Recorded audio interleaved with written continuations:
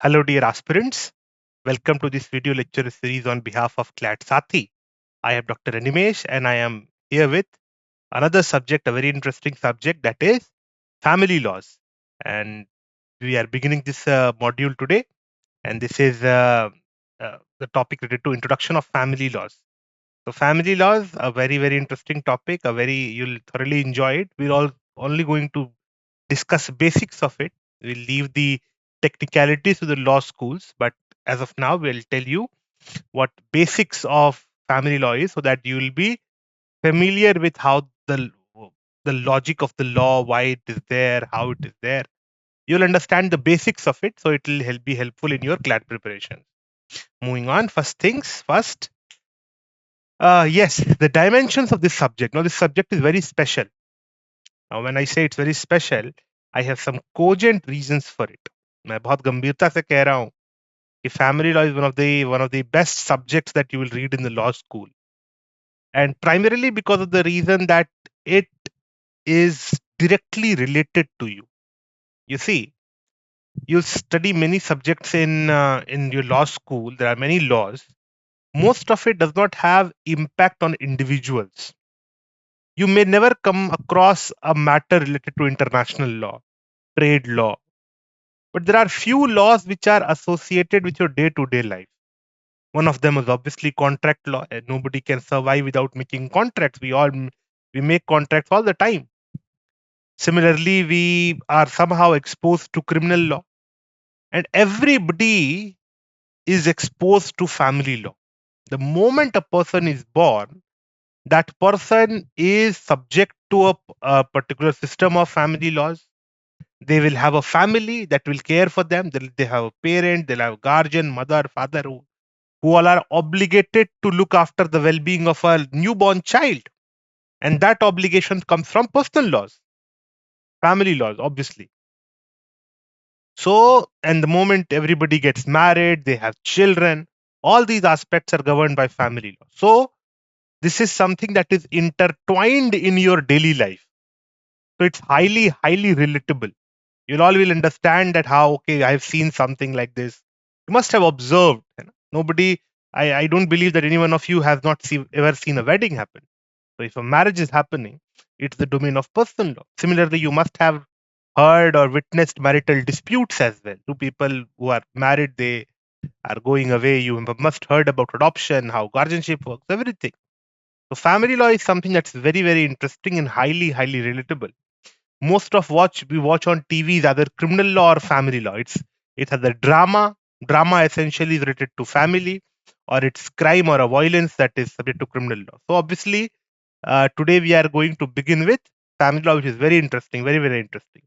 Now, as you can see on your screen, there are two terms: family law and personal law. Both are used interchangeably. Means even if you say family law, even if you say personal law, both are interchangeably used. Now, family law, it is called obviously because it governs family relationships. That's why it is called family law. It is governed it's about marriage and everything. That's why it's called family law, because you get it from the family. Personal law, it is called because, as the point number one says, it's based on religion. It's personal to a person because it is based on his religion. Now, obviously, as a student as a law aspirant, even you must be familiar with Article 14 of the Constitution.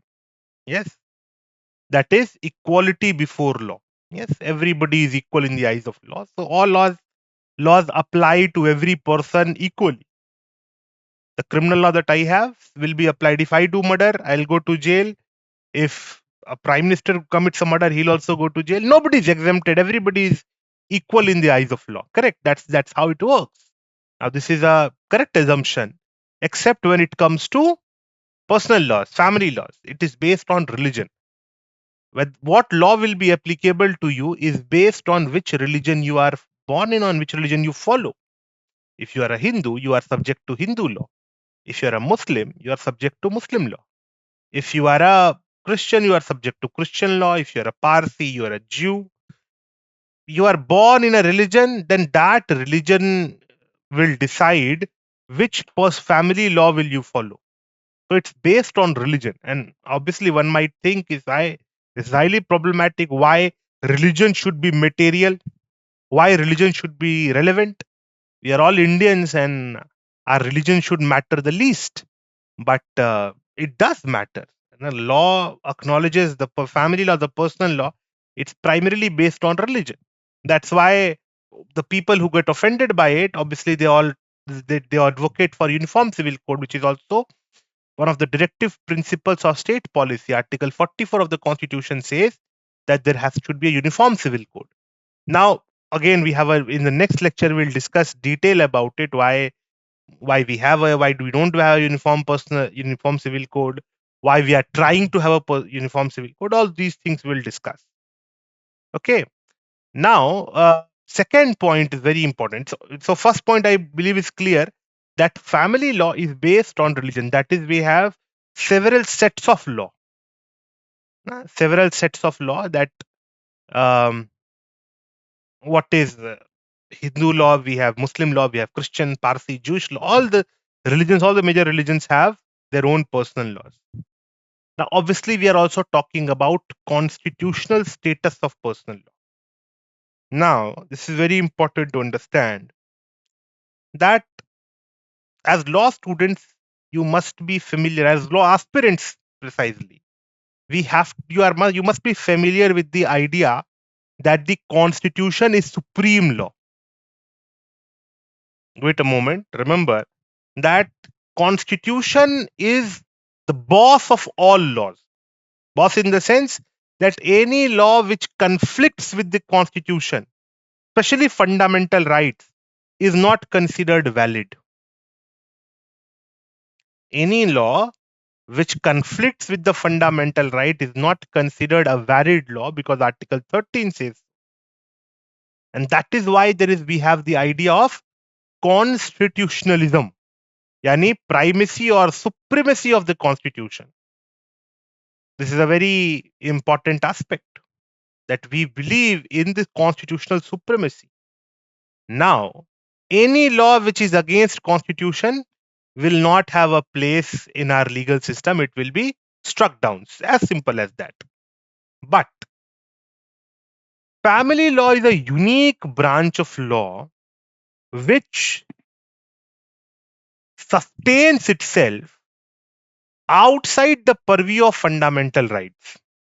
अब आप कह रहे हैं sir ये क्या विचित्र बात है भाई. Obviously, see, it's a bit tricky to understand, but I'll simplify it for you. देखिए, all the other laws that we have, be it IPC, be it BNS, be it any other law, contract law, any law, it has to comply with the constitutional mandates, fundamental rights. Like I give you example. You must have heard about the case of Navtej Singh Johar versus Union of India, which decriminalized homosexual relationships. Article 3, Section 377, it was called, of IPC, Section 377, criminalized, prohibited homosexual relationship between two people. Now, Supreme Court declared it violative of Article 14 and struck it down. Supreme Court said, no, this is illegal. This particular provision is not proper because it violates our fundamental rights. So fundamental rights are supreme, and thus this provision is invalid. That provision was way older than the Constitution. IPC came in 1860, Constitution came in 1950. But Supreme Court stated that this is problematic, so it is unconstitutional, it's invalid. But at the same time, family law or personal law have many provisions which you will feel a bit problematic. They are a bit gender biased. Mostly it's patriarchal. See, all personal laws, be it Hindu law, Muslim law, Hindu law has been reformed a lot, but some aspects of it is still misogynistic and gender biased against women, which is again a very problematic thing in the constitutional scheme. Like, if a child is there, the primary guardian of that child is father and not the mother. in Hindu law. Now you will ask, see, why father is also there, mother is also there, both are equal. But father has the primacy over the guardianship. Father has the primary role as a guardian. That is gender biased. Similarly, Muslim law, you will find a lot of instances like a Muslim man can marry 4 women, but a Muslim woman cannot marry 4 men. So it's obviously gender biased. It's problematic. So, but still, these personal laws are not touched by our constitutional fundamental rights. Many judgments Supreme Court has stated that just because it is unequal, unfair, it will not be a ground to invalidate a law which falls within the domain of family law, because family law is based on religion. And as you all know, we are very sensitive about religion. As a nation, we are very sensitive about our religion. And that is why the family law exists. And I will be taking a leap to say that it's a very bold assertion. Family law exists beyond the constitutional scheme of things. Family law के ऊपर आप constitution के logic नहीं लगाते. You do not say कि sir, this is violative of Article 14, this is unfair, this is incorrect. See, all other laws are subject to that constitutional parameters, constitutional touchstone you will have to pass. But as far as family law is considered, family law exists beyond this issue. Family law goes beyond this issue. Okay. Third logic is obviously primacy of customs. Now, if you are a bit familiar with the idea of custom is something that is very ancient practice, antiquity, ancient practice, continuity, continuously followed. We have a lot of custom in India, and though those customs are considered valid, and the law sometimes recognizes them as well, provided they do not conflict with any law. When suppose dowry is a custom, but if there is a dowry prohibition act, you cannot say ki nahi sir, although there is a dowry prohibition act, we'll still give dowry or take dowry because it's custom. No, because custom will not prevail over written laws generally. But in family laws, there is some primacy of custom. If there is a custom which allows a particular thing to happen, in that case it is given upper hand over the legislations itself.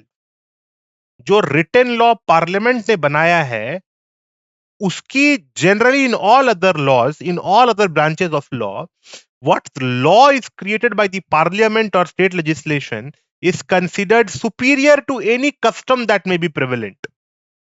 जैसे the British Parliament enacted Widow Remarriage Act, which says कि now widows can remarry. But despite there is a custom prohibiting that. Child marriage can be considered a custom, but there is a PCMA Act, Prevention of Child Marriage Act, which says no, you cannot marry a person below 18 years of age. 18 and 21 is the required age. So in criminal law, in all other branches of law, the customs are considered inferior to legislation. But in personal law, there are many places, many instances in which the customs are given primacy over the written law, means legislation. सरकार ने कानून बनाया है, अगर एक custom उसके contradictory है तो वो कस्टम फॉलो किया जाएगा, लॉ नहीं फॉलो किया जाएगा. And this is only exclusive to family law. जैसे मैरिज में suppose the law says that there is a particular ceremony that has to be performed. Now in my community the marriage is performed in some other way. So law will say कि no, see, even if you have gone against the personal law, if you have a custom, that custom will prevail. Okay? So in family law, in personal laws, there is what we call primacy of customs. Customs are considered superior to written laws. This is very interesting. Then fourth and very important, and I want you to note it down, what is the subject matter of family law? What all things are considered in family law? Now, the first is obviously marriage. The first thing, something that sustains the institution of family is obviously marriage. Then we have matrimonial causes, or we call matrimonial disputes. divorce, separation, restitution, all those things are also covered under family law. Then we have the issue of maintenance. Who will give money to whom? Right now we are in a position where many celebrities are getting divorced, and the question of alimony. All those things are under the domain of family law. किसको कितने पैसे मिलेंगे, कौन किसको maintain करेगा, how much money has to be given. That is the domain of personal law. We call it maintenance law, related to maintenance. Then we have something called adoption. You all understand that the people adopt another person.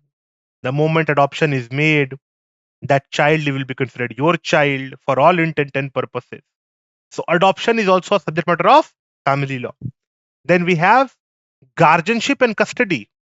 Every child, every person below 18 years of age has a legal guardian.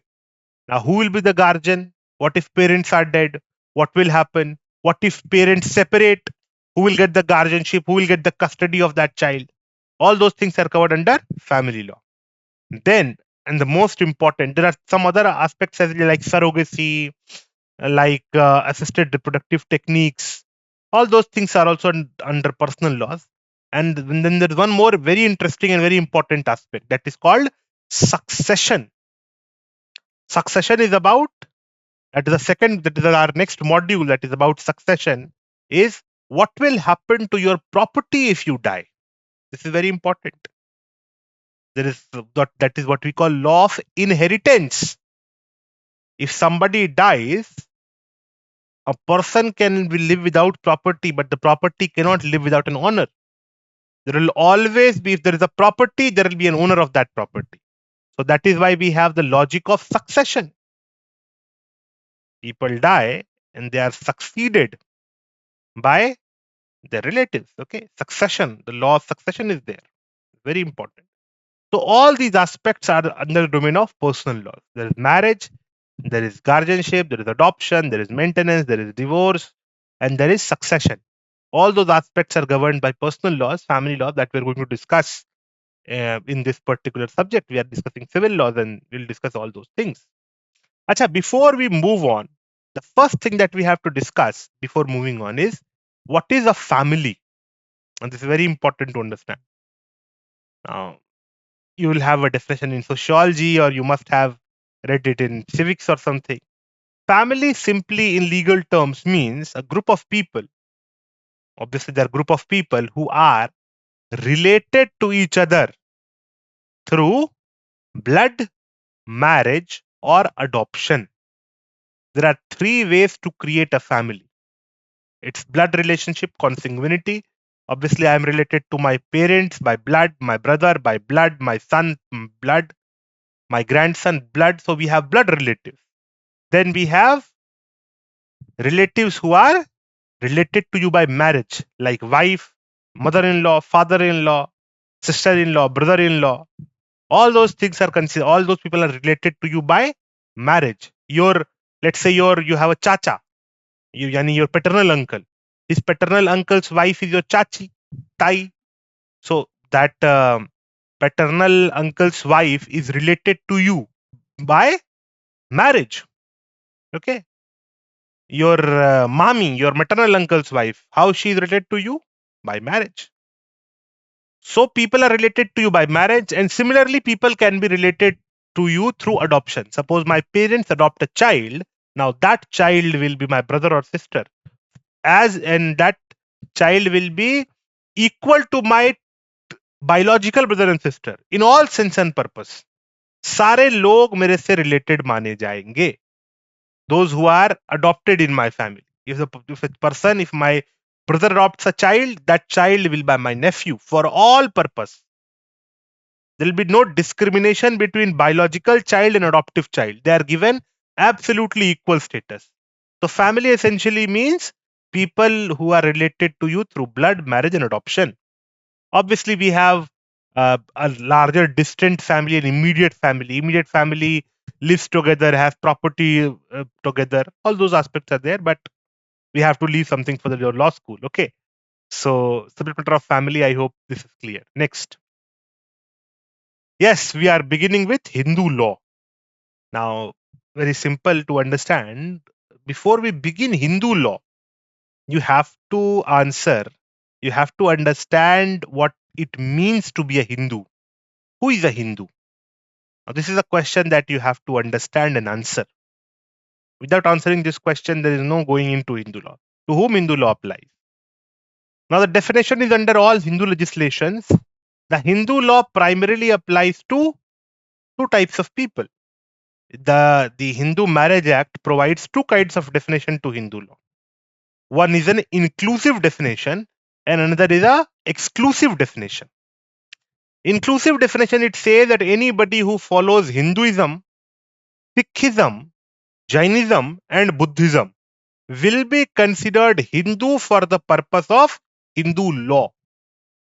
Now see, if a person is a Sikh, Buddhist or Jain, that person being a Sikh or Buddhist or Jain, their religious distinction means the way of worship is different obviously from a Vedic Hindu. Amongst Vedic Hindus also there is a huge differentiation in practice. The Shaivite Hindu is a difference, the Vaishnavites are different, there are Shaktism, then there is a Shramana religion, there are tribal customs, and number of sects are there. And then there are Sikhs, there are Buddhist and Jain. See, the Hindu law is not based on way of worship. It is based on a common system. See, while Sikhism, in Jainism, in Buddhism, the system of worship is different. But as far as legal issues were there was no differentiation on the basis of religion in Indic faiths, yani all the faiths which have Indian origin, like Vedic religion, like Sikhism, Buddhism, Jainism. As far as law was considered, there was no difference in law. There are slight difference as to customs and all, but law, as far as it was available, it was considered equal and same. So that is why Hindu law, it defines Hindu as primarily as anybody who is Hindu, Buddhist, Sikh, Jain, everybody will be governed by Hindu law. We are not imposing the way of worship on someone. By calling everybody will be a Hindu who is a Vedic, Sikh, Bauddha, Jain, we are not declaring that everybody will be considered to have same way of worship.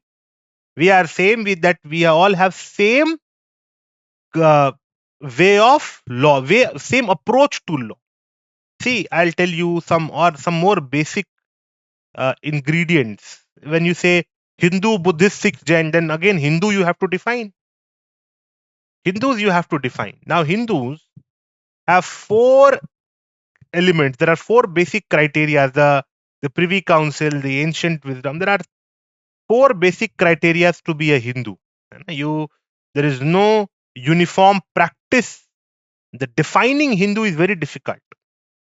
How you can define Hindus? The persons who worship in a particular way are Hindus. We have different deities, thousands of ways to worship them.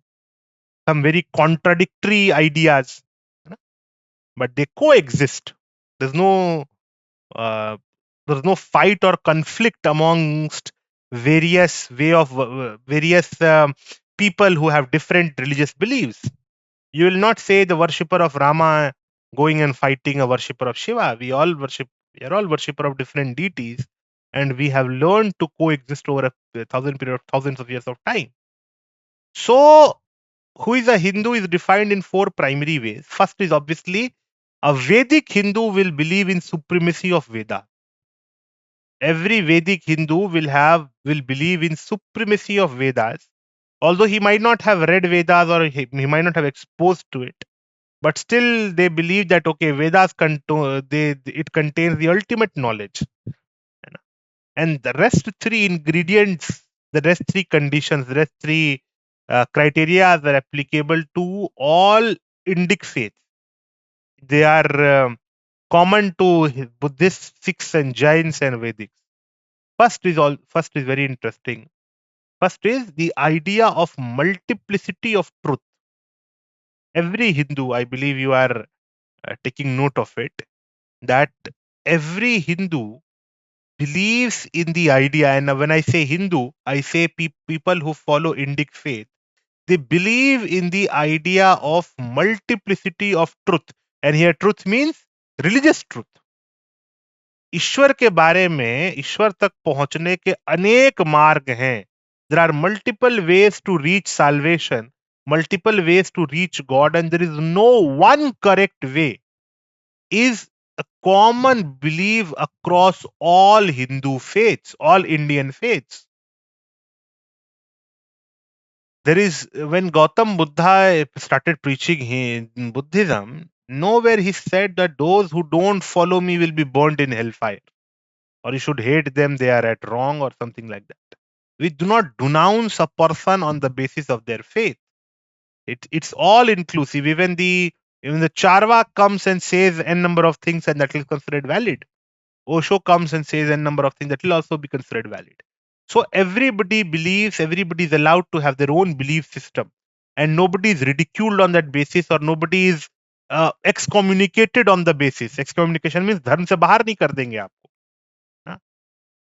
Siddhartha Gautama, Bhagwan Buddha, he was born in a Kshatriya family in Lumbini, and he was a Vedic person, and he started preaching negation of Vedas. He said, no, Vedas are not to be followed. But nobody who was follower of Vedas even criticized Bhagwan Gautama, and said, fine, no problem. You are entitled to your opinion, I am entitled to my opinion. So the idea of multiplicity of truth is one core to Hinduism or all Indian faiths. Then thirdly, we have the idea of karmic principle, yani ki the karma phala, the idea of rebirth is common to all Indian faiths. That a person, on the basis of his own karma, will have to face consequences in afterlife, in the next life. Eventually, he will cross the again and again paths and can attain salvation. That is the idea, the karma principle, that you will have to face consequences on your actions. There is, the death is not final. You will be given new body, and the life circle of life continues, and you will have to follow the consequences of your action. Devotion alone is not sufficient for salvation. That is something very important to all Indic faiths. Now we believe the कर्म सिद्धांत यानी कि जैसा आप करेंगे वैसा आपको फल भोगना पड़ेगा. That is something very important. Even if you worship gods for thousands of years, still it will not absolve you from the sins that you have made. Only the pious acts can absolve your sins. Okay. Now this is third. And fourth and very important point, which is again common to all Indian faith, is veneration towards cow. Nobody in the thousands years of history of India, not even a secluded tribe, has harmed a cow, or believes that this is a principle of cow, and that this is okay thing to do. Buddhists, Jains, Sikhs, Vedic Hindus, all sects of Hindus, there is one religious belief that is common, that the cows are sacred. That's why, so if somebody tries to attack the Hindu faith, Hindu system, the first thing that they attack will be a cow. You know? They'll call the people who are cow worshippers and cow urine and drinkers. The first thing that they'll hit, anybody wants to attack Hinduism, the first thing that they'll attack is cow, because that is a common thread amongst all the Hindu faiths, that everybody venerates cows. Everybody considers cows as a very sacred creature, and that's the core of our civilization. Indian civilization is a cow-based civilization. So obviously, these four ingredients are generally considered very important as to how Hinduism is defined. Acha, now the legislation defines anybody who is a Hindu, Buddhist, Sikh, and Jain will be considered Hindu. And if suppose somebody does not follow any of these faiths, but is not a Muslim, Christian, Jew, Parsi, that's an exclusive definition. Anybody who is domiciled in India, Bharat में रहता है, और मुस्लिम, Christian, ज्यू या पारसी नहीं है, is not a Muslim, Christian, Jew, or Parsi, in that case, he'll be considered a Hindu by default. That is what we call default setting. If a person is not a Muslim, Christian, Jew, or Parsi, that person will be called Hindu for all intent and purpose. We'll say that person is a Hindu. Bas, complete. You'll not be allowed to say, no, see, I'm not a Hindu. But like, see, even if you're not a Hindu, religiously, still Hindu law will be applicable to you if you are not a Christian, Muslim, Jew, and Parsi. And determining if a person is a Muslim, Christian, Jew, or Parsi is very simple. Defining who is a Hindu is a complex job. But defining who is a Muslim, Christian, Jew, Parsi is a very, very simple. There is a core belief that will make you a Muslim, Christian, Jew, and Parsi. But for being a Hindu, Hinduism is very vague. It's a whole belief system which is very different. It has no parallels all over the world. It's a evolutionary faith. Means it has been perfected over a period of time. The form of Hinduism that the people in India currently follow, it is the result of an evolutionary process in the Indian society. Okay, other religions, they have been created by over a few years, few hundred years. Those religions have been settled and the people follow it. This is a very interesting thing to understand. Now, under Hindu law, there are some ancient sources of Hindu law. Let's come on to we have understood the definition of a Hindu. Hindu is any person who is a Hindu, Buddhist, Christian, Hindu, Buddhist, Sikh, and Jain, or who is an Indian and is not a Muslim, Christian, Jew, or Parsi. In that case, we will be considered that person as a Hindu by default. Okay. Coming on to Hindu law. Now, the Hindu law begins with four things. Now, first is Shruti. Shruti is Vedas and Upanishads. Now, you must have studied in Hindi in history that there are Vedas are four. Obviously, Rig Ved, Yajurveda, Atharvaveda, Samved, and Smrit, and there are Upanishads. There are n number of Upanishads, although, but there are 11 Upanishads which are very important. That is Ish, Ken, Kat, Prashna, Manduk, Mandukya, Etreya, Taittiriya, Shvetashvatar, Brihadaranyaka, and Chandogya. There are 13 Upanishads. Okay. Ishavasyopanishad, Kenopnishad, Prashnopanishad, Mundakopanishad, Mandukyopanishad, Etreya Upanishad, Taittiriya Upanishad, Etreya Taittiriya Shvetashvataropanishad, Brihadaranyaka, and Chandogya. These are Upanishads that are there. And Upanishads are essentially the interpretation of Vedas done by the rishis who actually wrote Vedas. See, Vedas are considered revealed text. So it was revealed to whom? Not to an individual, but on a group of rishis. There were rishis who on whom Vedas were revealed by Brahma. So since they were mantra drashta rishis, they're the rishis on the whom and they received revelations. They also started teaching their students. Now, while they were teaching the students, they also gave commentary or interpretation to those Vedas. Now, those interpretations and commentaries were also considered a part of Vedas, part of revealed text, and were included in Upanishads. Upanishads means, Up means close, Nishad means to sit. Najdeek Baitna. So, who were sitting close? Students. So, those rishis, when they were teaching the students and they were telling them about the Vedic hymns, also gave some idea about this interpretation, how it has to be understood. Now, those interpretation becomes those interpretations became Upanishads. Now we have Smritis. Now Smritis and Dharma Shastras are more or less very similar. Smritis are generally there are a lot of Smritis, but there are four Smritis which are preserved or which are commonly followed. First is Manu Smriti. Smritis is basically what has been remembered, and it is not created by the person. It's a compilation of law existing at a particular point of time. एक particular point of time पे क्या law society में exist करते थे, उनको एक ऋषि ने compile किया, एक स्कॉलर ने कंपाइल किया, and they were made as smritis. So Manu Smriti is written by Rishi Manu, and then we have Yajnavalkya Smriti which has been compiled by Yajnavalkya, or in anglicized pronunciation, it is called Yajna Valkya. Then we have Narada Smriti, and then we have Deval Smriti. These four Smritis are popular and very common. And obviously, we know there is a huge controversy surrounding Manu Smriti. But it is actually not something that is created by Manu. It's merely a compilation of the things that existed at that point of time. Now, obviously, these Smritis are very old. And as the nature of law is, कुछ भी कानून होता है बच्चों तो वो ठहरा नहीं, समाज के साथ बदलता रहता है। और अगर उसको समाज के साथ नहीं बदलते हैं तो समाज क्या होता है, जैसे ठहरा पानी सड़ जाता है, उसी तरीके से जो समाज अपने कानून को बदलता नहीं है वो सड़ जाता है।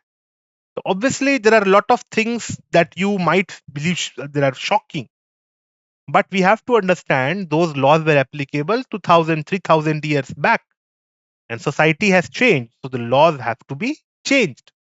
This is very something important. Then we have itihasa. Itihasa is Ramayana and Mahabharata. And in the Dharma Shastras, we have Dharma Sutras as well. Dharma Shastras are there, Dharma Sutras are there, Brahma Sutras are there, and number of these are formulas to understand the spirituality.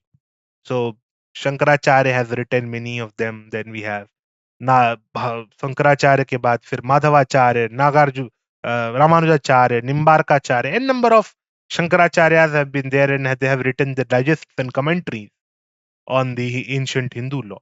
But all these things were relevant, and they were followed in India in a very highly diversified way.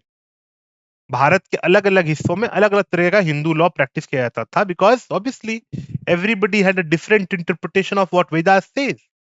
Vedas क्या कहते हैं इसके लिए different interpretation, so everybody had their own interpretation of law. So when the Britisher came to India, he was perplexed कि भाई ये क्या है, हर व्यक्ति का अलग कानून है, ये कैसे चल रहा है ना. Every community at every place haves different set of laws, and they all coexist. How that is there? The Britishers were not habitual of that. They were uniformity, one god, one sect. You see, Britishers, they have been fighting among themselves over Catholic and Protestant church and all. So when they came in India and said, see, everybody has a different set of laws and beliefs and they all coexist, he was perplexed. But nonetheless, they started translating the Indic texts into English and tried to start a process of codification. Means they have started translating the various Hindi Sanskrit texts into English and saying that what is written in these texts are considered to be true, or these are the final form of what the Indic text says. And obviously, Indic texts are so diverse that you cannot actually translate and compile them. So the process of codification by the Britishers were not very successful. But after independence, this is very important to understand, the Britishers never actually were very serious about it, because the Britishers know that religion is a very sensitive topic for Indians. They got that taste in 1857. 1857's rebellion, you must have heard about it. The primary attack was not on the sovereignty of India, but rather on the religion. So the Britishers learned their lesson and they said, we are not going to interfere in your religion. So religion was allowed to prosper in their own way. But the codification, the actual attempts of codification was there in 1950s. After independence, the first Prime Minister Jawaharlal Nehru, he started a process of codification of Hindu laws and tried to bring a Hindu code bill. Dr. Ambedkar drafted that bill, Hindu Code Bill, and it was supposed to be a major reform. Now, obviously, there were huge protests to it. People stated down, this is improper. Why you are trying to impose the secular law, modern law over the large Hindu population? Why you are making a departure from the ancient laws? See, the people in India till independence, they followed the ancient texts. Now, as I stated, ancient texts have this problem. They are very old and they were not ready, or they were not fit to be implemented in the modern society. And the laws have to be changed in accordance with time. So Dr. Ambedkar drafted a Hindu code bill, which, while retaining some essence of the ancient law, was completely modern in its approach. Like, they introduced divorce. Now, this was a huge shock. In Hindu law, there was nothing like divorce. Marriage once happened, 7 जन्म का साथ है. तो जब वो divorce और इस तरह की बहुत सारी नई चीजें लेकर के आए, तो obviously there was a huge uproar in the society. The Hindu society, a lot of people, the Hindu Mahasabha, Pujya Karpatri Ji Maharaj, they protested about it. So this is improper. Some people protested about it in a different sense. They stated ki why you are only codifying or secularizing the Hindu laws alone. Why not Muslim law? Why not Christian law? Why not bring a uniform civil code? Why you are only trying to reform Hindu laws? So Nehruji had his own logic that okay, right now we had just seen partition and there is a religious tension, so we are not touching Muslim law as of now. So he tried to reform Hindu law by bringing a Hindu code bill. Now Dr. Ambedkar resigned. There's some dispute. Finally, in 1955 and 56, the Hindu code bill was bought not in the form of one code, but rather four different legislation. Hindu Marriage Act was enacted in 1955, then Hindu Succession Act, Hindu Minority and Guardianship Act, and Hindu Adoption and Maintenance Act of 1956 were enacted. There are four legislation instead of one Hindu code bill. Now, obviously, the issue is that these laws, there were huge reforms made through these laws. And one can say, barring a certain attributes of ancient Hindu law, the Hindu law was completely changed. And it was more of a secular law than Hindu law. People used to say there is nothing Hindu about this Hindu law. But nonetheless, those reforms were the demand of that time. They were need of the hour. We could not have continued with the laws that we had, because although religion is not about law, how to worship God is the domain of religion. How the people should conduct themselves in society is the domain of law. And that has to be modern, that has to change according to the time. If somebody is stuck in a very ancient law, that's a problematic. Okay. So modern Hindu law, we have in the form of four primary legislations: Hindu Marriage Act, Hindu Adoption and Maintenance Act, Hindu Succession Act, and Hindu Guardianship and Minority Act. Now, this whole process of codification, modern Hindu law, Hindu code bill, I recommend you to watch a episode of a series called Pradhan Mantri by ABP News. A very celebrated filmmaker Shekhar Gupta ji used to host that particular show. And in that show, there is an episode about Hindu code bill. I believe second or third episode. You may check it. The Hindu code bill was a very, very interesting episode of that series called Pradhan Mantri. You will get the insight of this whole debate. This is a very interesting part of our legal journey, our constitutional journey. Okay, so I'll recommend you to watch that. ABP News, Pradhan Mantri. The name of the show, and the name of the episode is Hindu Code Bill. Okay, so this is the modern form of Hindu law that we are going to practice. Okay, now coming on to introduction of Muslim law. Now, before we go into the Muslim law, we have to understand the core principles of Muslim law. It's very easy to understand who a Muslim is. It's not as complicated as defining a Hindu. It's very simple. You can easily understand who is a Muslim because there are fundamental beliefs, or what we call Aqidah in Muslim law. The first Aqidah, first fundamental principle is in Muslim law is Tawheed, or oneness of God. Islam is a strictly monotheistic religion, means that there is one God, creating a contradiction with other religions which are polytheistic in nature or have multiple gods and deities. Then we have Aqidah-e-Risalat. First, Tawheed is oneness of God. Simply you can remember it in English. Do not have to go into the Arabic of things. Second is the principle of prophethood. They believe that Muhammad, who was born in 570 AD, is the founder of Islamic law, Islamic school. Now, he was the prophet and last and final messenger of God, and he conveyed the message of God to the mankind. So that is something that is fundamentally believed by all Muslims. It is second thing that is there. First is there is one God, and second is Muhammad was his messenger, and third is the principle or the belief of afterlife. Afterlife means that that after a person dies, he will have to go to either heaven or hell. So there is an afterlife, and there is no rebirth, but there is an afterlife. These are three principles that is fundamental to all Muslims. If any Muslim says, no, I do not believe in oneness of God, he is no longer a Muslim. If person questions the prophethood of Muhammad, uh, then he is also considered a non-Muslim. And one who rejects the afterlife is also non-Muslim. See, so he becomes a kafir or not a non-Muslim. Okay? So there are three primary principles. Now, history of Muslim law is very simple. In 570 AD, Prophet Muhammad was born. Prophet of Islam was born in the Quraysh tribe in Mecca. So, by all accounts, he was an extraordinary individual who, at a certain age, I believe the age of, I think, believe 40 or something, when he started getting revelations, and he claimed that I have been getting revelations from God, so I am the prophet. So everybody should believe me, and whatever I say uh, to be the word of God is the word of God, and it must be followed in letter and spirit.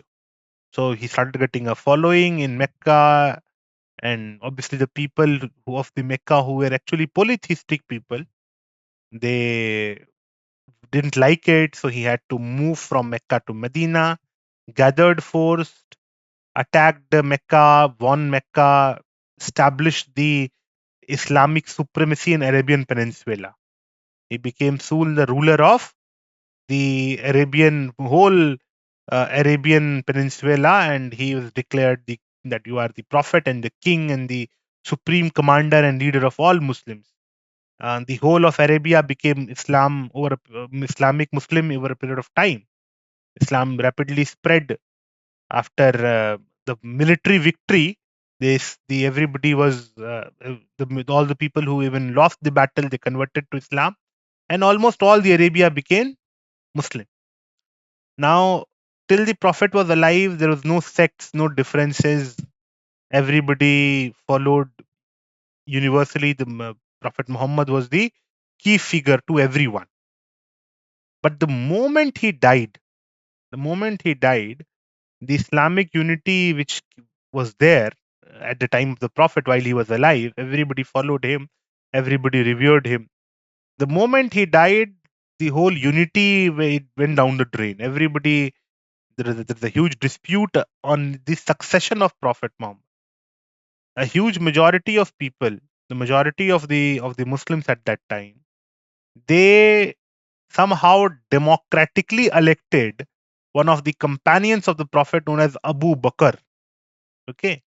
While a minority of the Muslims at that time, they declared uh, the cousin and son-in-law of the Prophet, known as Ali ibn Abi Talib, as to be the uh, Imam, who is the successor of Prophet Muhammad.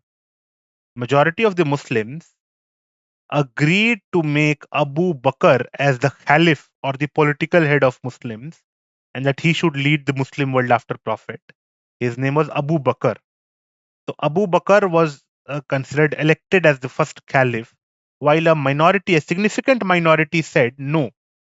The Abu Bakr is not the Prophet. The Prophet's successor should come from his family only, and his first cousin and son-in-law, Ali, should become the first Imam. Imam is more a religious head. So at that point of time, there were two sects created in Islam. First is obviously called Sunni sect, which acknowledged that Abu Bakr is the rightful heir of Prophet Muhammad. And then we have Shias, who accepted that Ali ibn Abi Talib, who was the cousin of the Prophet and also the son-in-law of the Prophet, will lead the Islamic world. So the huge difference between Shias and Sunnis came into existence. Sunni Islam generally is 80% of the Muslim world. Shia counts for 20%. The same ratio, or more or less, is in India as well. In India also, Sunni Islam is 80% Sunni Muslims, and then we have approx 20% Shia Muslims in India as well. Then we have schools of Muslim law. Over the period of time, as far as the interpretation of Islamic law is considered, there are four different schools of jurisprudence, fiqhs. Uh, Essentially, they differed in the interpretation of certain rules. Then there is Hanafi, Shafi'i, Maliki, and Hanbali. Those are four sects. Hanafis primarily in India, Pakistan, Bangladesh, Turkey. Hanafis are there. Then we have Shafi'is in some African countries. In some parts of Arabia, there is Shafi'is. Malikis are there in, again, some parts of Africa. And Hanbalis are there in the center of Islam, in Mecca and in Medina, in UAE and in the Saudi Arabia, and all those things are there. Kingdom of Saudi Arabia, Hanbali school is followed. But all these four schools differ on they simply differ on some jurisprudential basis. On the primary aspects of Islam, they are generally unanimous. They agree on everything, but on some smaller issues, they differ. Obviously, so these four schools of Sunni Islam is there. Though all those four schools are of Sunni Islam. In Shia Islam, there is also sects, but Itna Sariya, Zaf, and Ismailiya and um, Zafari sects, all those sects are there. But that's not much relevant for you as of now. You must understand there are two sects, Shia and Sunni Islam, and there is difference between Shia and Sunni law as well. On some fundamental aspects, Sunni Islam is different from Shia Islam, and that we'll discuss even the period of time. Okay. Now, as far as the sources of Muslim law is considered, there are four primary sources. There are four sources of Muslim law that are there. First is obviously Quran. Now, Quran is considered divine revelation straight away. That it is word of God. The God has communicated this revelation to his prophet, Prophet Muhammad, and whatever is written in Quran is the final word of God, gospel truth, final and ultimately should be obeyed by everyone. Okay, so Quran has 114 chapter, little more than 6,000 verses. Chapters of Qurans are called surah, and the verses are called ayats. And it begins from Surah Al-Fatiha to Surah Al-Nas. It is 114 chapters, and they are not actually arranged according to their revelation. You might consider that, okay, first chapter was revealed first and then second chapter. That is not the way. It is arranged in a different sequence. So the Quran is considered revealed text. Then we have a hadith or sunnat or a hadith. That's synonymously used. Simply means, see, whatever Prophet said, whatever he did, or whatever he allowed to happen was also considered a source of law in Muslim law. Meaning thereby that Quran is obviously things said by God, but many things are also said by Prophet. And those things that were said by Prophet or the Prophet did was considered to be the final truth. That okay, since Prophet cannot make any mistake, so when the Prophet of Islam said something, it was considered binding on all Muslims. Okay, so when the Prophet said, okay, you keep beard, so it became obligatory for all Muslims to keep beard, to shave your mustaches, all those things are there. So a hadith is whatever Prophet said, whatever he did, or whatever he allowed to happen, didn't reprimand people for doing that. Okay. Then third source of Muslim law is ijma. Ijma is essentially consensus.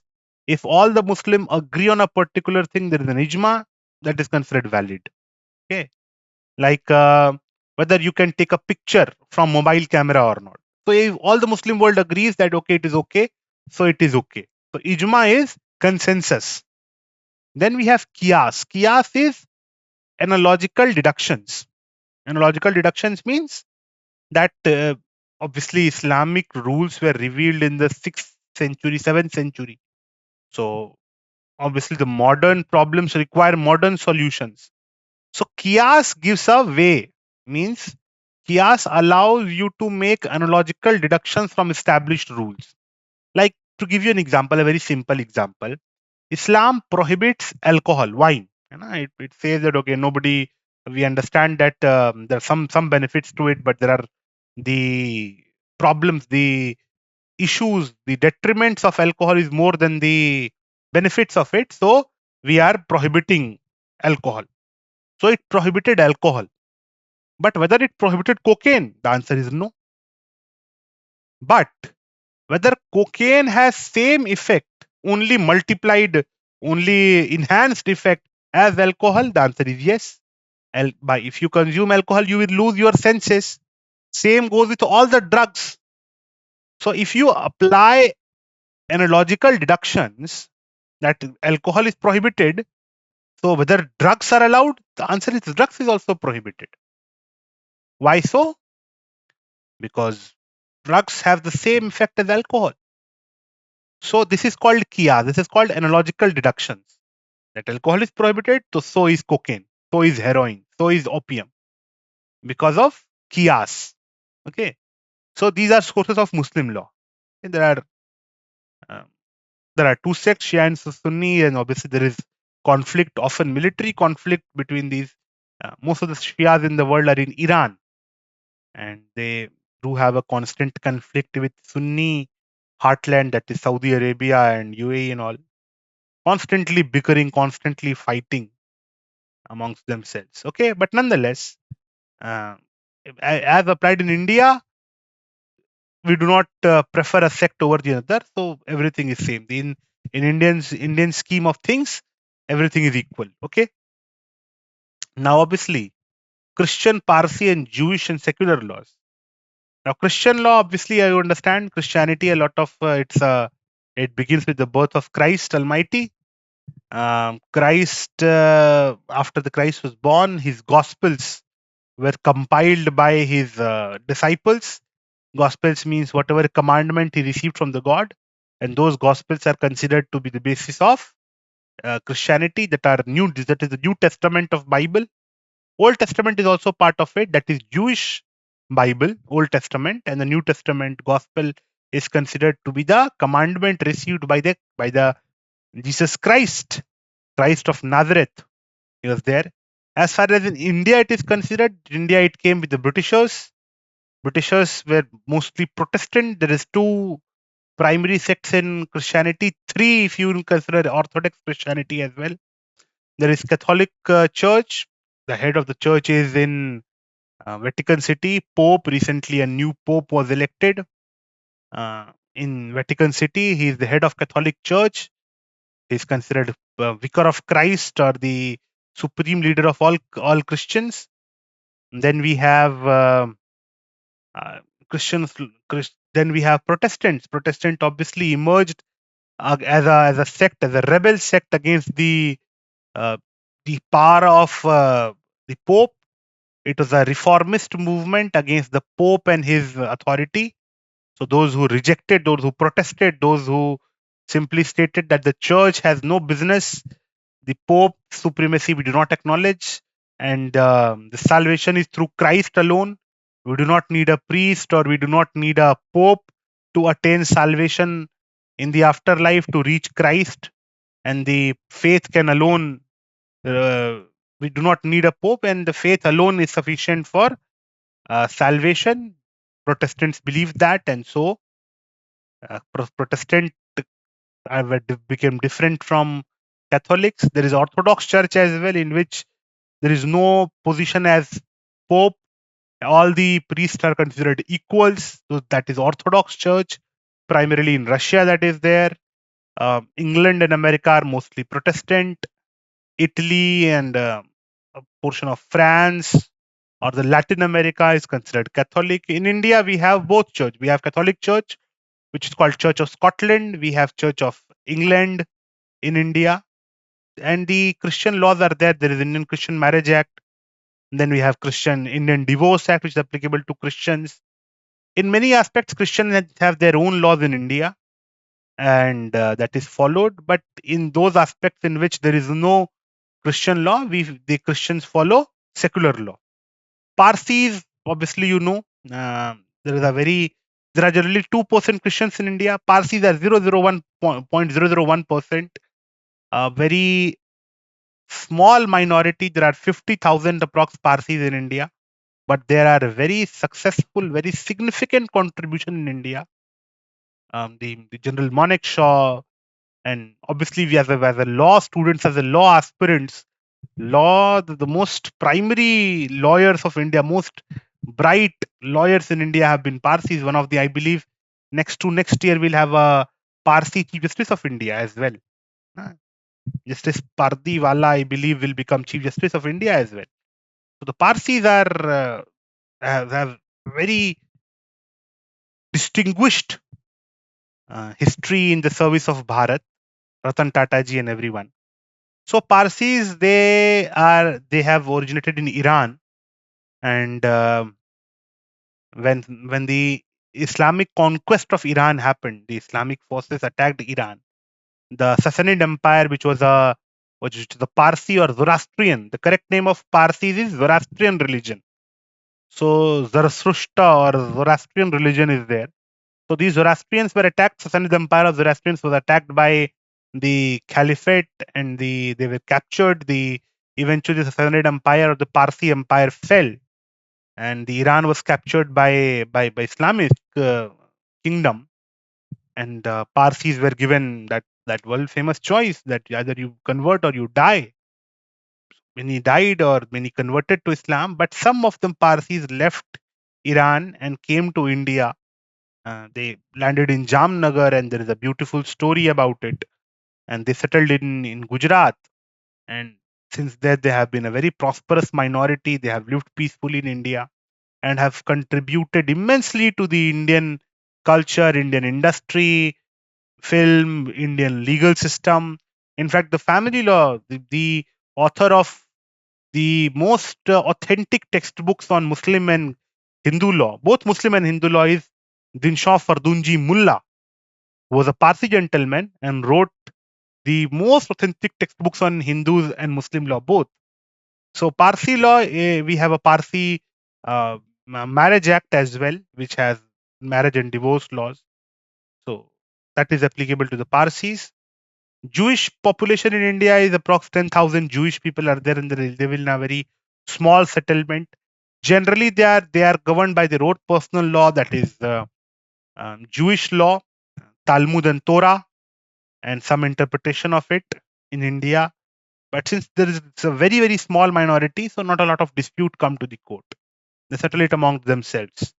So Jewish population in India is 5-10,000 rupees, mostly immigrants, and since we have a very good relation with Israel, so many the people from Jewish community, they visit in India, they stay in India, they live in India. They are our truest friends. The Israel is India's truest friend in the international arena as of now. So we have we see was a very important figure in 1971. General J.F.R. Jacob was a Jewish person who was responsible for surrender of 93,000 Pakistani soldiers.